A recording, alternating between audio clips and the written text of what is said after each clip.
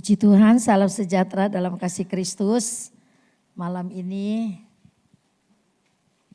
kita boleh katakan kita adalah orang yang berbahagia. Ya, kalau dikatakan hidup itu seperti uap. Atau hidup itu seperti rumput. Firman Tuhan bilang. Jadi kalau kita berapa hari yang lalu ya begitu ya. Sinta cerita masih ada di lift bersama Pak Hans. Jam 5 kita mau dopus. Jam 7 lewat ternyata Pak Hans sudah ada di dunia yang lain. Itu yang firman Allah katakan. Hidup ini seperti uap. Air mendidih uapnya naik. Begitu kita matiin kompor uapnya turun. Begitu cepat dia tidak ada. Ya, itu kedaulatan Tuhan yang tidak pernah bisa siapapun lawan kedaulatan Tuhan itu ya. Kalau ingat itu saya pengen khotbah tentang waktu gitu ya.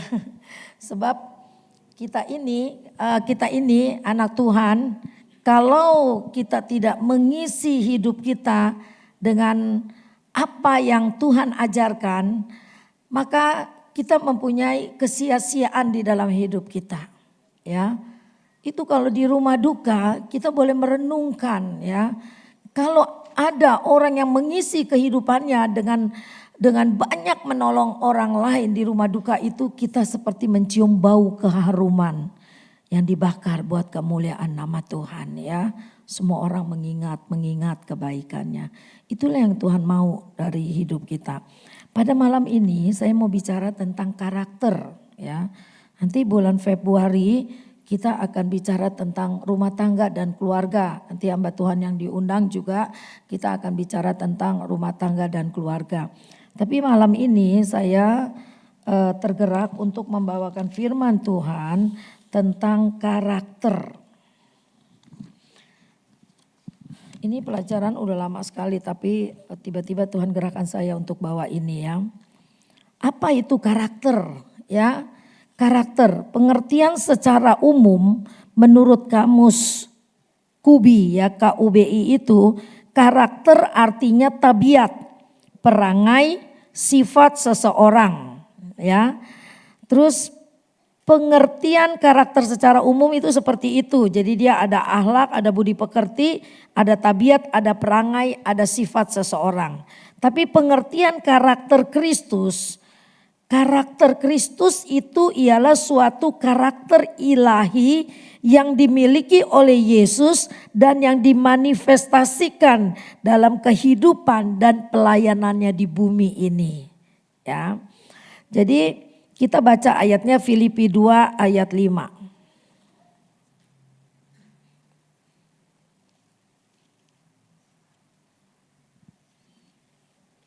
Filipi 2 ayat 5. Filipi 2 ayat 5 berkata gini, hendaklah kamu dalam hidupmu bersama menaruh pikiran dan perasaan yang terdapat juga dalam Kristus Yesus. Hendaklah kamu dalam hidupmu bersama menaruh pikiran dan perasaan yang terdapat juga di dalam Yesus Kristus. Kita ini dicipta serupa segambar dengan Allah. Ketika Tuhan menciptakan langit dan bumi dan isinya, dia berkata baik. Tapi ketika dia mencipta manusia, Tuhan berkata sangat baik. Kenapa kita harus punya karakter Kristus? Karena kita dicipta serupa segambar dengan Allah. Ya, dan Allah tidak pernah menciptakan kejahatan, ya. Kejahatan bisa terjadi karena ada malaikat yang memberontak kepada Allah di dalam sorga. Sehingga ada kesombongan, ya, ada tinggi hati, ingin melebihi Allah, akhirnya dibuang ke bumi. Jadilah dia Lucifer dengan antek-anteknya gitu ya. Nanti ada hubungannya sedikit dengan sini, dengan karakter. Jadi karakter Kristus ialah karakter ilahi. Karakter ilahi itu cuma dimiliki oleh Yesus. Dan kita ciptaannya, karena kita dicipta serupa segambar dengan dia, maka apa yang ada di pikiran dan perasaan Yesus Kristus itu juga harus ada pada kita. Jadi dikatakan dimanifestasikan dalam kehidupan dan pelayanannya di bumi ini. Bagaimana mengenal karakter Kristus? Kalau kita bilang tadi ya, karakter menurut kamus secara umum artinya tabiat, perangai, sifat. Nah, bagaimana kita dapat mengenal seseorang? Karakter seseorang itu adalah dari tingkah lakunya, dari kehidupannya. Iya enggak? Kita bisa lihat tingkah laku orang nih ya gitu. Saya pernah ngomong sama seseorang gitu ya. Ini ada satu orang ya, laki-laki nih ya. Nggak pernah kelihatan bersih tau. Ke gereja juga begitu, kayaknya ambaradul kalau menurut saya gitu ya. Karena saya senang rapi gitu. Kayaknya ambaradul di sini sih nggak ada ya. Ini di luar ya. Kelihatannya ambaradul gitu ya. Di Penang pernah tuh kan kalau kita bilang orang Cakwetiau itu ya, encak-encak yang tukang Cakwetiau itu, dia kadang-kadang di sebelahnya gereja masih pakai kaos oblong, dia udah ke gereja tuh pakai celana pendek, nggak ada orang bisa usir. Karena kan rumah Tuhan buat siapa aja. Tapi kan kita diajar attitude ya, kita diajar tingkah laku, etika. Jadi kita tuh ke gereja rapi gitu ya. Nah, karakter seseorang itu dapat dikenal dari tingkah lakunya, dari perkataannya. Orang itu suka ngomongnya kasar. Pakai baju gak pernah rapi. Beberapa kali saya kasih kemeja yang bagus, maksud saya begini. Pakailah ke gereja itu rapi lah. Jadi berbeda dengan waktu di luar gitu. Kayaknya gak muat atau bagaimana saya juga gak tahu. Gak pernah dipakai gitu. Jadi aduh saya kepengen bilang sama dia begitu ya. Ayo rapian dikit gitu ya. Tapi memang kehidupan juga berat. Nah, jadi kalau karakter seseorang bisa dikenal dari tingkah laku dan kehidupannya, maka kita bisa tahu orang itu kayak apa gitu. Apalagi kalau sering ngomong kotor. Kita bisa tahu itu tingkah lakunya. Sebab kalau kita udah terdidik, kita udah terbentuk karakter kita, itu susah hilang. Orang dunia bilang begini, ekor anjing kalau udah bengkok gak ada yang bisa lempengin. Emang bener sih. Ya, siapa yang bisa lempengin, digigit kali ya sama tuh anjing gitu ya, peribahasanya begitu. Tapi dengan kuasa Tuhan, dengan kuasa firman Tuhan, sifat-sifat kita yang tidak baik itu bisa dirubah. Ya, sesuai dengan karakter Kristus yang kita mempelajarinya melalui firman-Nya, melalui perbuatannya. Ya, melalui firman-Nya, melalui perbuatannya, maka kita dapat mengenal Yesus Kristus. Maka itu waktu ada tahun yang lalu pelajaran bahwa firman itu telah datang ke dunia dan dia menjadi manusia. Firman itu menjadi manusia, yaitu Allah sendiri ya menjadi manusia. Kenapa dia harus menjadi manusia? Sehingga ada pengajaran dia 100% Allah dan dia 100% manusia. Dia menjelma menjadi manusia supaya dia bisa memberi contoh kepada kita karakter ilahinya. Dia datang ke dalam dunia, dia memberi contoh kepada kita melalui tutur katanya, melalui perbuatannya. Disitulah kita bisa mengenal dan belajar tentang karakter ilahinya Tuhan. Di dalam Yesus melayani di muka bumi, pernah gak kita lihat Yesus lagi nongki di angkringan Victoria? Gak pernah kan? Gak ada ayatnya ya. Pernah gak Yesus lagi ngerokok? Nah ini laki-laki yang suka ngerokok, kalau mana ayatnya? Emang gak ketemu sih kalau cari ayatnya, gak ketemu. Tapi kan kita bisa lihat dari perbuatannya, dia tidak pernah merokok. Dia tidak pernah berbuat jahat, dia tidak pernah berkata kotor. Dan dia tidak pernah kasar kepada orang sekalipun orang ingin menjebak dia. Nah itu artinya kenapa dia harus menjelma menjadi manusia dan merasakan semua penderitaan yang kita alami sampai dia mati di atas kayu salib. Supaya kita bisa melihat karakternya yang jelas ketika dia sebagai manusia di bumi ini gitu. Kalau Tuhan di atas surga terus, dia tidak menjelma menjadi manusia, kita tidak bisa mengenal karakter Allah yang seperti itu. Ya, karena kita cuma rasanya kayak teori gitu. Tapi ketika kita belajar, dia dijebak beberapa kali oleh ahli Taurat, orang-orang Saduki, tidak pernah dia terjebak di dalam jebakan itu. Karena memang dia Allah yang menjelma manusia, tapi dia menjadi manusia, tapi dia tidak mempergunakan keilahannya, kealahannya itu secara semena-mena. Maka ketika dia disiksa, dia terima siksaan itu karena dia berinkarnasi sebagai manusia. Ketika dia dicobai di atas gunung, dia juga tidak lawan dengan kealahan dia yang hebat itu. Dia lawan dengan firman Tuhan. Nah, perbuatan-perbuatan Yesus itu kita bisa ngelihat, oh karakter Yesus itu luar biasa. Sampai Rasul Paulus di dalam 1 Korintus 3, dia bercerita tentang karakter kasih itu dengan indah. 1 Korintus 13 ayat 4 ya. Dua dari banyak sifat Yesus ya yang kita bisa pelajari, yang paling menonjol adalah mengasihi dan melayani. Ketika dia bicara mengasihi, kita bisa lihat satu karakter yang suci di atas kayu salib. Ketika dia berdoa, Tuhan ampunilah mereka karena mereka tidak tahu apa yang mereka lakukan. Ini satu karakter yang suci yang luar biasa. Perkataan itu membuat penjahat di sebelahnya bertobat. Karena apa? Tidak pernah dia jumpai orang yang begitu suci dan tulus. Ketika murid-murid Yesus berebutan, nanti kalau Yesus jadi raja, siapa yang akan jadi tangan kanannya Yesus? Artinya orang kepercayaan Yesus. Murid-murid, padahal Yesus mau disalib, tapi murid-murid berebut kedudukan. Tuhan beri contoh. Dia ambil baskom yang berisi air, dia cuci kaki muridnya. Dan dia katakan, yang mau menjadi terbesar, dia harus menjadi yang terkecil. Dia harus melayani dulu. Tuhan yang kita sembah itu seperti itu.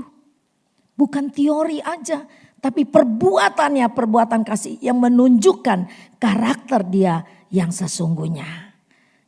Kita jangan bilang begini ya, ada teman misalnya susah banget. Terus kita bilang begini, biarin dah, dia memang jahat, biarin mati. Karakter kita keluar gak tuh? Ayo lo hati-hati berbicara, nanti orang bisa lihat karaktermu begitu.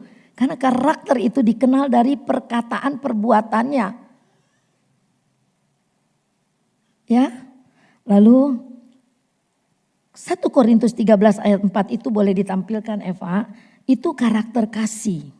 Ya, sabar, tidak cemburu, tidak memegahkan diri, tidak sombong, tidak melakukan yang tidak sopan, tidak mencari keuntungan diri sendiri, tidak pemarah, tidak menyimpan kesalahan orang lain, menutupi segala sesuatu. Oh, banyak banget ya.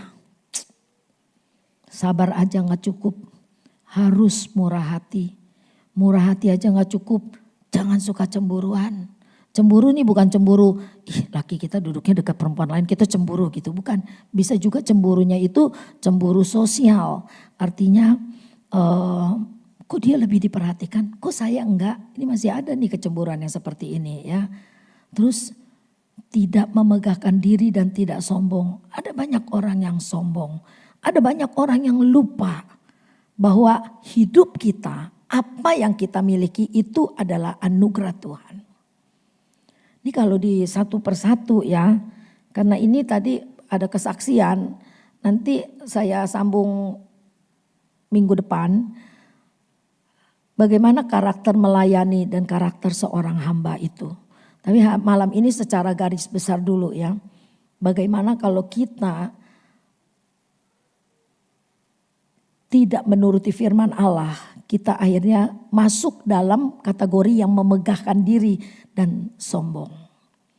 Ketika kita dipercaya untuk melayani, tapi kita punya kerendahan hati bahwa saya dipilih untuk melayani itu karena kasih karunia Tuhan, maka saya mau lakukan pelayanan itu dengan sungguh-sungguh.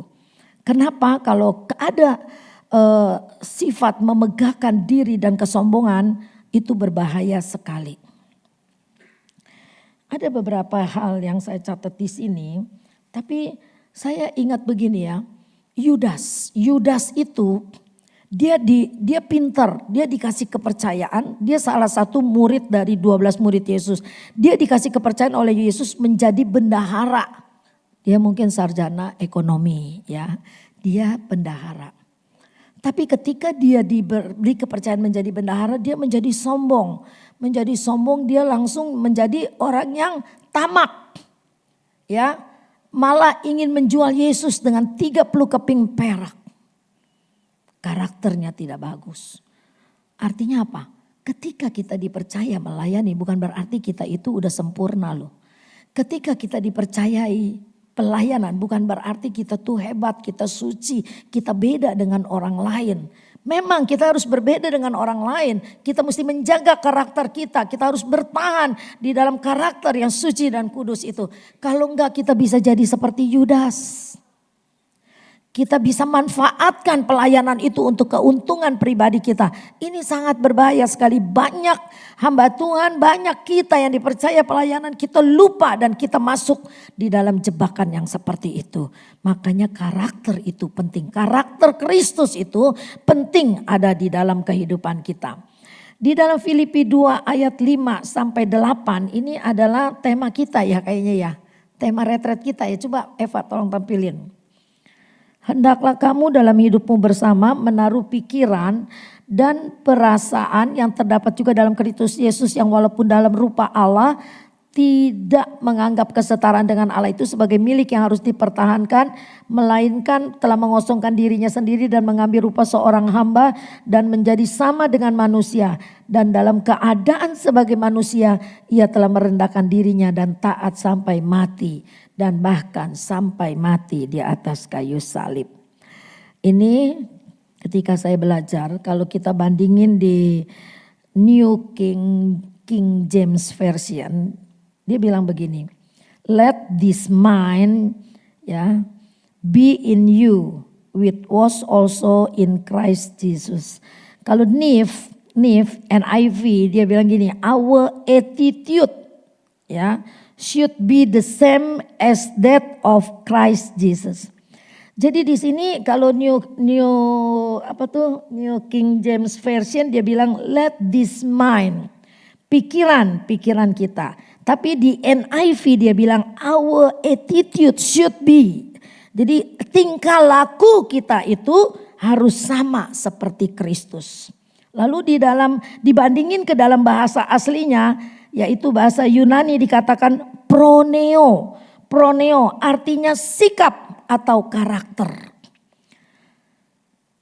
Jadi karakter Kristus itu harus ada di dalam kita. Karakter hamba, ada karakter kasih, ada karakter pelayan, ada karakter hamba. Bagaimana karakter Kristus terbentuk di dalam kita? Itu melalui tantangan, ya. Melalui tantangan ya. Israel dibentuk di mana karakternya? Yang keras tengkuk, yang sering bersungut-sungut, dibentuk di padang gurun. Dalam perjalanan yang harusnya begitu singkat menjadi begitu panjang karena dia dibentuk. Yang saya khotbah di awal tahun yang lalu tentang bagaimana agenda Allah. Allah melatih mereka di padang gurun supaya karakternya berubah. Karena ketika dijajah di Mesir, ketika dia orang menjadi tawanan di Mesir, mereka dididik sebagai karakternya apa? Ingat cerita tentang agenda Allah? Ya karakter tawanan. Mereka tidak dilatih untuk berperang menjadi tentara, tapi mereka menjadi hamba. 430 tahun di Mesir itu karakter hamba. Mereka tidak dilatih untuk berperang, maka Tuhan tidak membawa mereka keluar melalui Palestina. Karena orang Palestina jago berperang. Kalau masuk Palestina jalan singkat tapi mereka juga akan mati semua di sana. Tapi Allah putar mereka melalui padang gurun, berjumpa dengan berbagai suku, dilatih untuk berperang. Jadi padang gurun itu adalah tantangan untuk membentuk karakter kita. Jadi kalau kita juga ya melalui penderitaan, melalui kesengsaraan, itu Tuhan sedang membentuk karakter kita. Tadi Triana bersaksi, Tuhan itu setia. Benar Tri? Walaupun kamu tidak setia. Tapi setelah bersaksi harus berubah untuk jadi setia ya. Harus jadi setia. Kita jangan pandai beromong tapi kita harus buktikan kita mau setia kepada Tuhan. Jarang loh, saya belum pernah ketemu nyopet, copetnya kejatuhan, hasil copetannya baru malam ini ya. Pengalaman luar biasa. Biasa copet itu teliti ya, habis nyopet taruh di kantong, dia jatuh hasil copetannya. Itu kalau bukan pekerjaan Tuhan luar biasa ya. Terus masih bisa ketemu lagi ya, dompetnya ketemu enggak? Iya dompetnya mungkin dia pakai belanja ya duitnya ya. Tapi handphonenya bisa jatuh, itu Tuhan menyertai kamu ya. Penting sekali memang untuk kita berdoa ya. Jangan lalaikan, jangan abaikan jam doa. Minimal 1 kali adalah saat teduh bersama Tuhan jam 12 malam. Yang biasa tidur malam. Padahal ada peraturan gak boleh tidur lebih dari jam 11 malam. Karena jam 11 malam Tuhan merestorasi tubuh kita. Sel-sel kita yang lelah, yang udah kurang bagus itu direstorasi secara alami. Jadi tidur jangan lebih dari jam 12. Yang suka nongki-nongki jam setengah 11 pulang lah ya. Ini pesan mama gitu ya. Jangan kelamaan di luar. Nanti kurang sehat, sakit. Gak bisa sekinah, gak bisa ibadah minggu, sakit ya. Masuk angin ya. Nah Rasul Paulus juga dibentuk karakternya melalui duri. Duri, apa durinya? Ketika dia berdoa, Tuhan kalau bisa duri ini Tuhan cabut. Jadi ada sesuatu penyakit yang mungkin menghalangi dia untuk melayani dengan lebih luas lagi. Tapi kata Tuhan cukuplah kasih karuniaku untukmu. Duri itu tidak dicabut. Untuk pembentukan karakter tidak sombong. Tidak ada manusia yang sempurna. Pasti di antara kita semua ada kelemahan, ada kelebihan. Tidak ada yang sempurna. Saya tidak mau panjangan lagi kalau udah masuk. Soalnya kalau udah masuk kepada contoh-contoh kehidupan tokoh-tokohnya itu jadi panjang. Kita nanti akan dengarkan beberapa pengumuman. Pentingnya memiliki karakter Kristus. Ya, karena itu merupakan kehendak Allah. Jangan kamu menjadi serupa dengan dunia ini. Itu pesan firman Allah. Karena kalau kita memiliki karakter Kristus, itu bisa menghasilkan kebahagiaan. Bisa menghasilkan kemampuan mengatasi keinginan daging. Bisa menyuburkan buah-buah roh. Bisa menghasilkan ketekunan menuju kesempurnaan. Bisa menghasilkan kemuliaan. Jadi kita gak rugi kalau memiliki karakter Kristus. Tapi banyak keuntungannya. Kita berbeda dengan orang lain ya. Kita menjadi pribadi yang lebih baik dari hari kemarin. Kita menjadi pribadi yang boleh menyenangkan hati Allah. Puji Tuhan, firman Tuhan tidak saya panjangkan sampai malam ini. Kiranya yang garis besarnya ini boleh memberikan kekuatan kepada kita. Kita boleh belajar lagi untuk minggu-minggu depan. Sebab saya sudah 3 lembar ini ya buat kita pelajari bersama. Nanti kita lebih lagi minta hikmat Tuhan untuk belajar. Malam ini kita mau mengeluh-elukan kedatangan Naomi dan Stephen. Tepuk tangan. Yang duduk di sekitarnya boleh salam-salaman ya. Stephen dan Naomi adalah pengantin baru ya. Ya. Yang satu yang laki-laki adik Yanti Yonatan. Sorry maaf. Anak. Iya anak. Terus yang sebelahnya Naomi istrinya. Anak cicinya Ratna ya. Ratna istrinya Wasis. Terima kasih, senang banget bisa berkumpul di sini ya. Stephen dengan dia kerjanya jauh ya sebetulnya ya. Di Cikarang ya. Tahu-tahu Tuhan kasih kerjaan ada di sini dan boleh bergabung dengan kita. Ikut pelayanan nanti ya. Di sini di keluarga Sekina kita semua saling melayani satu dengan yang lain. Ada lagi yang lain selain Naomi dan Stephen? Ada siapa? Ya udah kita doain ya, nanti banyak lagi yang akan hadir dan bergabung. Keluarga-keluarga muda, walaupun ditanya emang lu masih muda, emang gua masih muda gitu ya. Gua muda jiwanya. Tuh kalau ditanya Tante Nila bagaimana tuh? Di mana ibadahnya keluarga muda? Emang lu masih muda? Iya, gitu aja. Ya yuk, mari kita naikkan satu pujian.